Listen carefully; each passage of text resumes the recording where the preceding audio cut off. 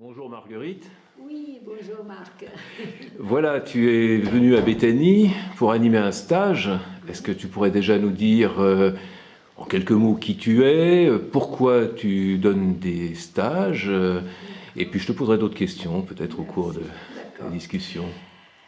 Ben, depuis 35 ans, j'aimerais venir, donc je suis très contente d'être enfin arrivée, puisque j'ai connu Père Jacques d'abord, Jacques Gottman, qui était mon confesseur, que je suis allée, et Clara, que je suis allée voir même à Buenos Aires, quand j'étais prof là-bas. Et j'aime beaucoup Père Alphonse et Rachel, tout ce qu'ils ont fait. C'était audacieux, courageux, extraordinaire. Il fallait vraiment l'Esprit Saint qui les invite à se lancer dans cette merveilleuse aventure. Et j'ai entendu beaucoup de bien de ce lieu, mais expérimenté moi-même l'intensité de présence dans cette église entièrement peinte et entièrement à la gloire de Dieu, de Christ ressuscité. Parce que ce que je déplore dans les églises, c'est qu'il n'y a pas assez de joie de la résurrection. Et là, c'est vraiment à la fois intimité, à la fois un respect absolu du silence de l'autre et une non-intervention, et chacun vit vraiment le sacré. Et même le site, ça respire le sacré. On sent qu'il y avait des sessions, des méditations, des êtres de lumière qui sont passés par là. C'est vraiment un haut lieu qui invite à entrer en soi, entrer dans une profondeur, être à l'écoute de l'enseignement de l'ange, cette force, disons, qui révèle à chacun de nous sa potentialité évolutive, pour dire ça avec des mots non religieux. Et donc mon parcours, je suis toujours, mais j'étais linguiste orientaliste, spécialiste de la langue sumérienne. J'ai fait mes études à l'école pratique des hautes études, à la 4e section, Antiquité assyro-babylonienne. Et j'ai déchiffré des tablettes sumériennes. Et ma spécialité était et reste toujours la médecine sumérienne, que j'ai comparée avec la médecine et la civilisation égyptienne, et surtout avec la Chine, puisque je suis devenue parallèlement à ça acupuncteur, naturopathe. Je suis éprise de la médecine chinoise. J'ai soigné pendant longtemps, mais maintenant je n'ai plus de cabinet, j'ai pris ma retraite pour pouvoir donner un peu plus de stages sur différents thèmes, notamment sur Dialogue avec l'ange, parce que j'ai eu la chance de connaître Dialogue avec l'ange à l'âge de 20 ans, où j'ai redécouvert Gita Malas à Paris, que j'ai vaguement connue à Budapest. Elle est venue voir mes parents de temps en temps. Mais je ne savais rien de Dialogue avec l'ange jusqu'à l'âge de 21 ans. Et c'est là, j'étais dans une détresse, que Gita m'a prêté ce manuscrit, encore un manuscrit, en hongrois. Et déjà lire à Paris en hongrois, dans ma petite chambre de bonne, ces paroles de feu, mais ma chambre était incendiée et j'étais absolument bouleversée. Ma vie a basculé en connaissant, en connaissant, non, c'est un grand mot, en ouvrant une seconde attention à ce que l'ange peut peut-être me dire, ou comment il peut me guider à travers mes rêves, à travers une exigence. Et avec Gita, donc, nous avons travaillé sur la traduction. C'est surtout elle qui a travaillé. J'étais vraiment nulle, mais j'étais extrêmement enthousiaste et j'ai posé beaucoup de questions à Gita sur Hannah, Lily, Joseph et sur elle-même. Et c'était une bénédiction dans ma vie de sentir, et encore aujourd'hui, de sentir son regard aimant sur moi. Et donc les stages, j'ai commencé vraiment à faire beaucoup de stages dans le cadre de Terre du Ciel, qui est devenu depuis peu à ciel ouvert, où je continue régulièrement donner des stages sur les médecines sacrées, c'est-à-dire médecine sumérienne, égyptienne, chinoise, avec beaucoup de pratiques, un peu d'homéopathie, un peu de phytothérapie, aromathérapie, et beaucoup sur dialogue avec l'ange, un peu à travers le monde. Là, je reviens du Liban, où j'ai passé 12 jours extraordinaires, avec des gens enthousiastes, merveilleux, qui ont monté aussi des groupes. Et ici, j'ai trouvé vraiment des âmes chauffées déjà à blanc quand je suis arrivée, donc il n'y avait pas de travail avec eux, parce que la liturgie, le lieu, et puis ils fréquentent aussi quand même ce lieu, donc ça les a déjà transformés, ça les a mis sur la route, sur la voie, et j'avais rien à faire, j'étais vraiment portée et par les lieux, et par leur soif de feu, et c'est ça que j'aime. Et puisque l'ange nous donne une nourriture de feu, ça circulait bien, et puis il y avait quand même beaucoup, ça compte, c'est très motivant. C'est motivant, mais... Et des femmes, des hommes. Une question que je pose, c'est tu as gagné cette joie qui a l'air de t'animer en permanence. Au moment où tu as rencontré Gita, non, ça a toujours été, tu as toujours été joyeuse. Non, j'étais extrêmement dépressive. C'est vrai. Ah oui, non. Je dis comme Christian Baumin qui disait « Oh, la joie, si vous saviez ce que ça m'a coûté !»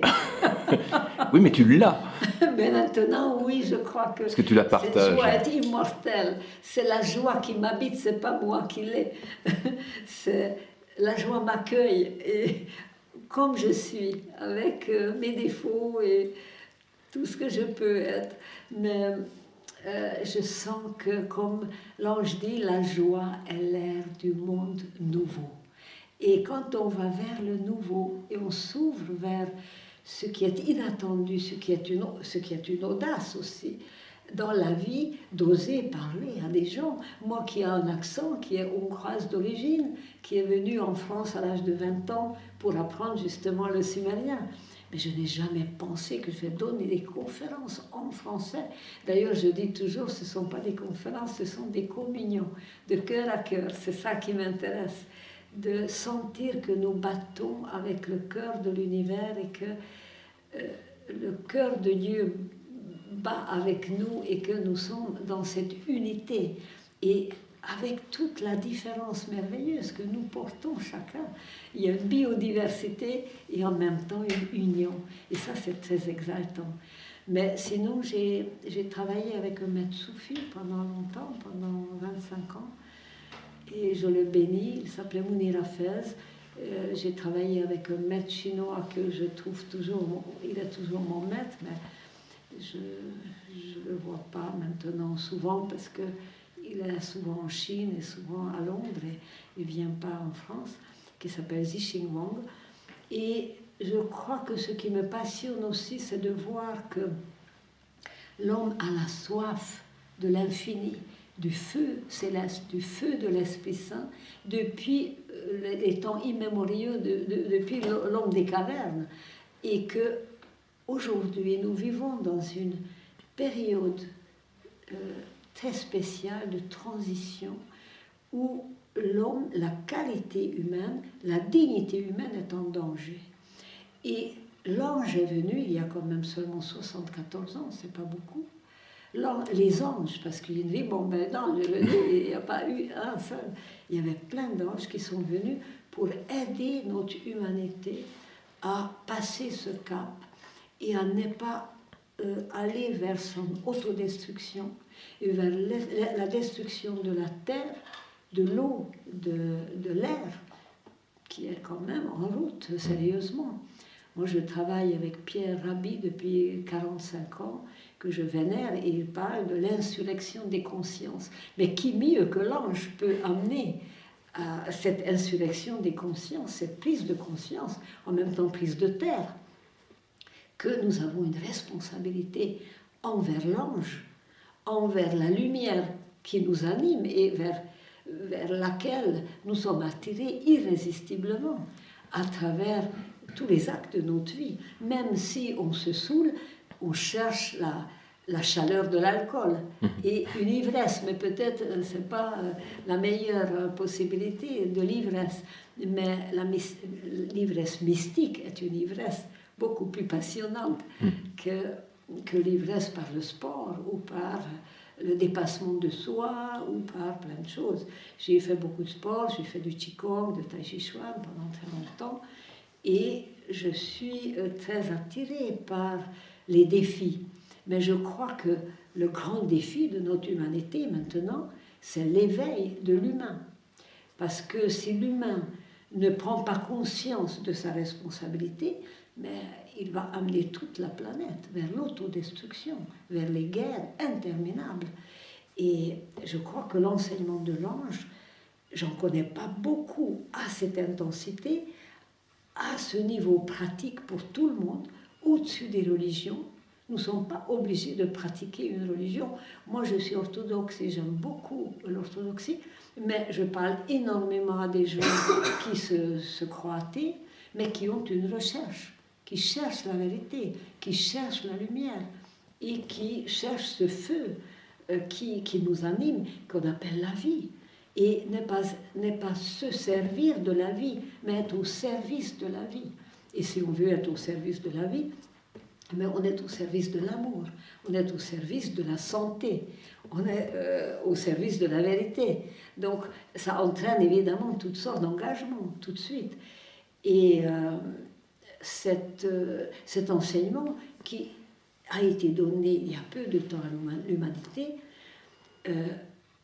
quand même c'est étonnant, ça ne s'est jamais passé depuis l'histoire de l'humanité, en tout cas nous n'avons pas des documents, que les anges viennent enseigner 4 artistes qui pratiquent même pas sa religion, qui ne croient en rien, qui l'une est sportive, guitare de haut niveau, l'autre design de meubles, troisième kiné et quatrième Hanna, la meilleure si j'ose dire, parce que c'est elle qui transmet la voix, la vibration qui devient voix grâce à elle.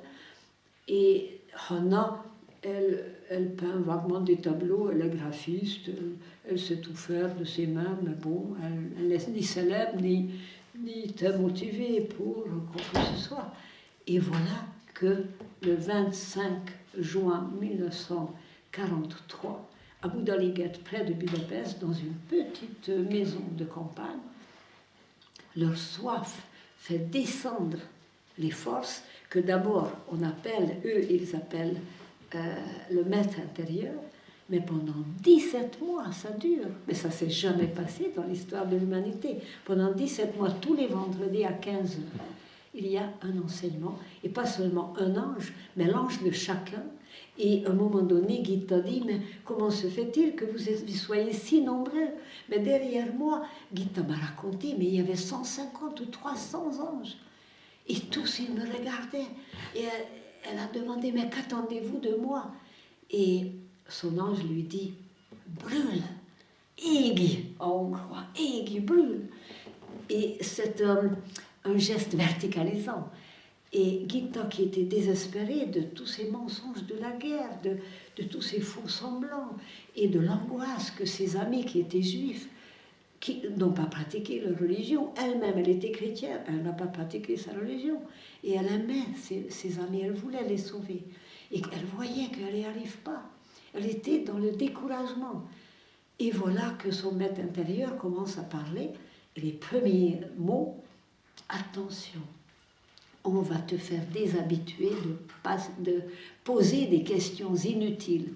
Tu seras labouré par une recherche sans répit. Elle dit, c'est quoi ça? Et cette voix lui dit, il faut que tu renaisses, tu vas renaître, tu vas être baptisé avec l'eau de la vie, tu recevras un nom nouveau, je ne peux pas encore te le dévoiler. Et dit, mais je connais cette voix, je connais cet être, c'est mon être le plus profond, le plus intime, le plus vrai, tout le reste n'est que écorce, c'est la sève de vie qui monte en moi. Et ça dure quelques minutes, et avec Hanna, elles se regardent, et vite, elles écrivent tout ce qu'elles ont entendu, et c'était tellement frais qu'elles ont pu écrire. Et Gita a tout de suite l'angoisse, mais est-ce que ça va reprendre? Est-ce que ça va continuer? Parce que c'est ça qui m'intéresse, c'est ça que je suis née pour entendre ça. Et Hanna entre en elle et elle dit, oui, je crois que dans une semaine. Et alors, elles vont en parler à Joseph, au mari de Hanna, qui dit, ouh là là, les bonnes femmes, épargnez-moi ça, je n'y connais rien, je ne crois pas à ça, mais je vais faire mon jardinage vendredi prochain, et je ne vais pas vous embêter par ma présence. Laissez-moi tranquille, ne me racontez même pas ce que c'était. Tandis que Lily, qui est venue en bicyclette de loin de Pest, parce que Budapest, c'est plat, et Lily habitait Pest, et ça se passait à Bouda. Mais Bouda, c'est dans les montagnes. Et donc, elle a traversé le pont très large, parce que le Danube est très large. Elle a traversé le Danube, le pont sur le Danube, et puis en bicyclette, elle est allée pendant 2 heures, pédaler pour arriver jusqu'à Budaliget. Et là, quand elle arrive, on lui raconte, elle dit, mais je veux être là, je veux être là. Et donc, je vais noter pour toi, Gitta, si l'ange te parle, parce que Hanna est occupée pour recevoir la voix. Et Gitta écoute son ange et pose des questions.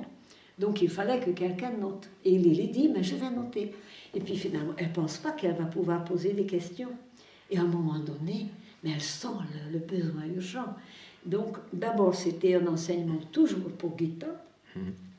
Après, Hanna s'est reposée parce que ça l'a épuisée quand même, de changer cette vibration de feu en parole, de trouver les mots justes instantanément.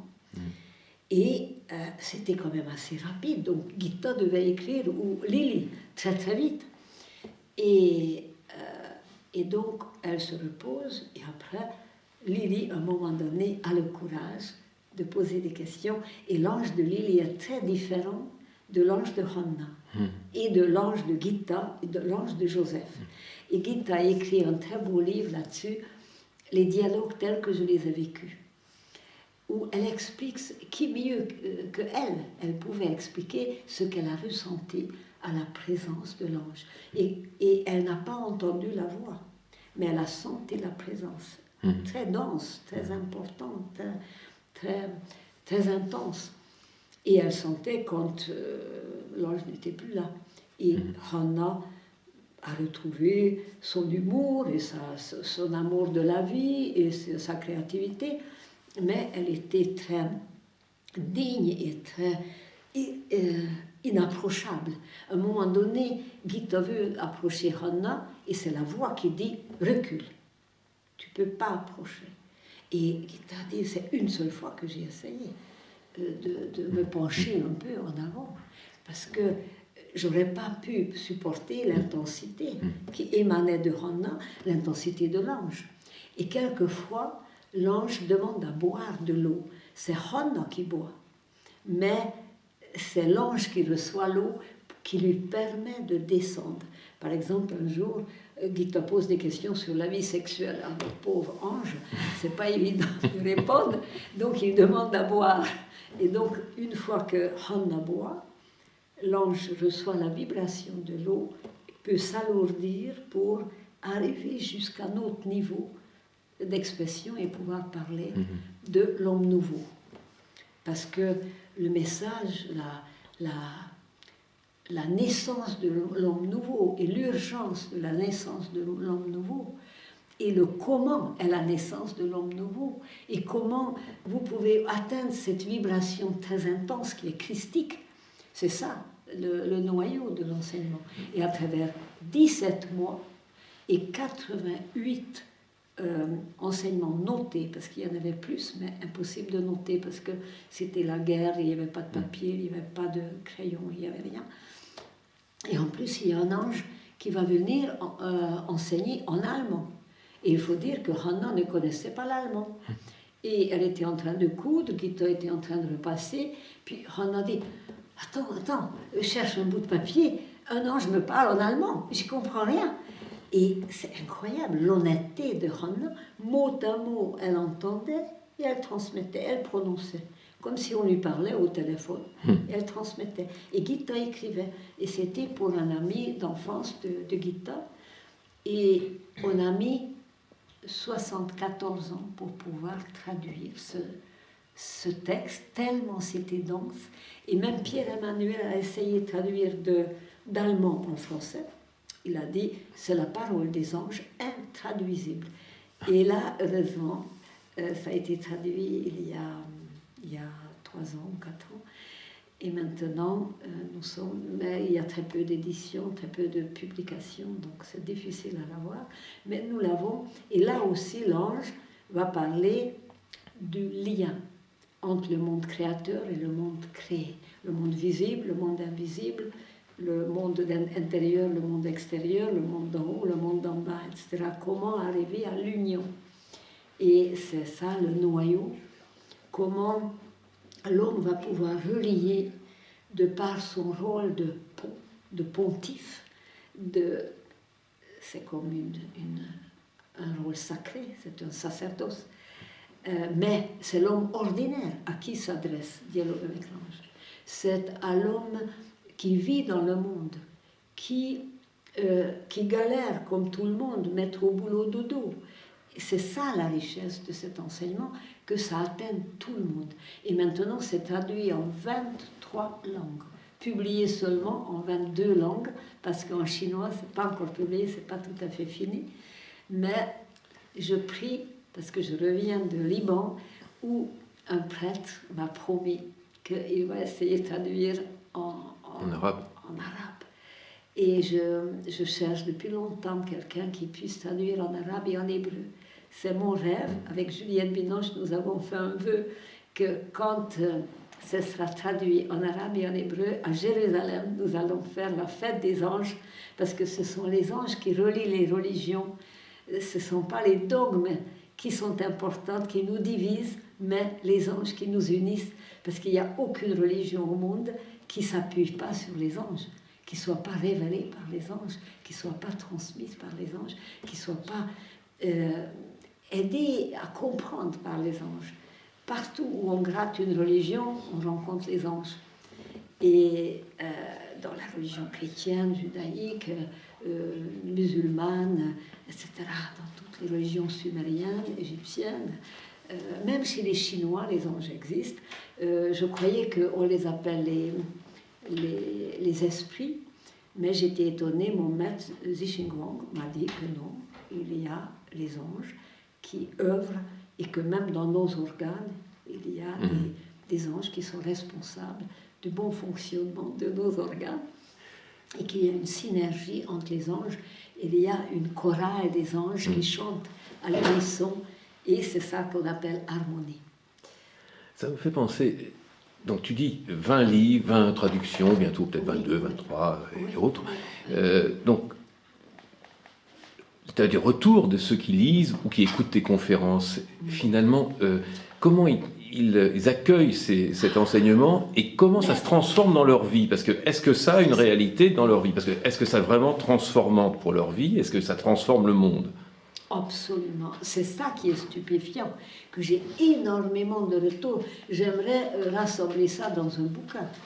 Parce que, mais bon, je ne sais pas quel éditeur veut bien publier ça, mais nous avons énormément de témoignages. Notre association, c'est une association pour la diffusion de Dialogue avec l'ange, ADDA.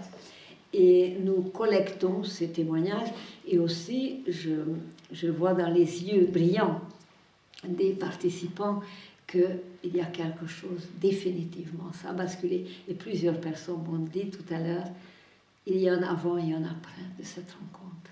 Quelque chose a basculé, vraiment une métanoïa. Et c'était amusant parce que un de mes petits-fils était baptisé à la Sainte Présence en Bretagne et j'ai demandé à Père Maël, à Monseigneur Maël et à Monseigneur Marc, quels sont les livres que les braves Bretons leur empruntent. Est-ce que c'est le pèlerin russe? Est-ce que c'est la Bible? Ils ont dit pas du tout. Aucun de ça. C'est Dialogue avec l'ange. Et c'est ça qui les amène vers le Christ. Mais le Christ, si j'ose dire, nettoyé des religions, des culpabilités, des dolorismes, de plein de choses que malheureusement les siècles ont collé sur la religion chrétienne aussi. Et ils sont frais et demandeurs, vraiment. Et Et j'étais très heureuse. Je ne lui ai pas avoué que je connais le dialogue avec l'ange parce que je voulais le faire parler. Et il a dit, mais il y a énormément de gens qui disent que ça leur change la vie, ça les oblige pour pouvoir continuer à lire, il faut mettre en pratique. Sinon, on va poser le livre, c'est pas intéressant. Voilà, c'est la question que je veux poser. Est-ce qu'ils mettent en pratique? Ils mettent en pratique, sinon ils ne peuvent plus continuer à lire. Et ceux qui viennent à mes ateliers à Paris ou ailleurs, à Pierre-Châtel, à Charles-de-Nous, à Paris, il y a plusieurs endroits où j'anime des ateliers. Mais moi j'aime bien quand on est en cercle et puis chacun s'exprime aussi. Et il y a beaucoup d'échanges. Et je dois dire qu'il y a énormément de gens qui me disent « Je n'ai pas pu revenir pendant 1 an parce que je n'ai pas mis en pratique ce que l'ange a dit et je me sentais indigne et ça ne m'intéressait pas de... C'est pas une philosophie, je ne veux pas apprendre quelque chose de plus. Je veux quelque chose de pratique. Et c'est extrêmement pratique parce que Dialogue avec l'ange se compose de 3 parties. La première partie, c'est questions-réponses. Questions-réponses entre l'ange et les personnes. Deuxième partie, très peu de réponses, très peu de questions, mais beaucoup de réponses. Et troisième partie, tout s'accélère et il y a une intensité extraordinaire. Donc quand on lit Dialogue avec l'ange, il vaut mieux lire depuis le début jusqu'à la fin, parce que si on commence par la fin, c'est trop fort et on pose le livre. Il y en a beaucoup qui posent, mais quand il y a un accident, quand il y a un divorce, quand il y a un deuil, d'un coup, on ne sait pas où s'appuyer et on prend Dialogue avec l'ange. Et l'ange parle peut-être à travers Et ça commence à parler. Je te remercie. Merci. Est-ce que peux-tu nous, juste pour conclure quelque chose, dis-nous au revoir en hongrois. Oui, en hongrois. Mais j'aimerais citer quelque chose que je te l'ange remercie. dit. Il y aura délivrance, parce que c'est un mot-clé encore, il y aura délivrance lorsque l'unique lumière percera les ténèbres les plus profondes. Nous y travaillons tous, nous y travaillons avec joie et gratitude. Gratitude. Alors en hongrois, je vais dire juste quelque chose qui nous met debout. En français, le texte c'est « Vivez, remplissez-vous de lumière. Votre lumière est nécessaire. » Donc en hongrois, « Éljetek, égjetek, fénnyel teljetek, lényetek ég, fényetek kell. » Merci. Merci.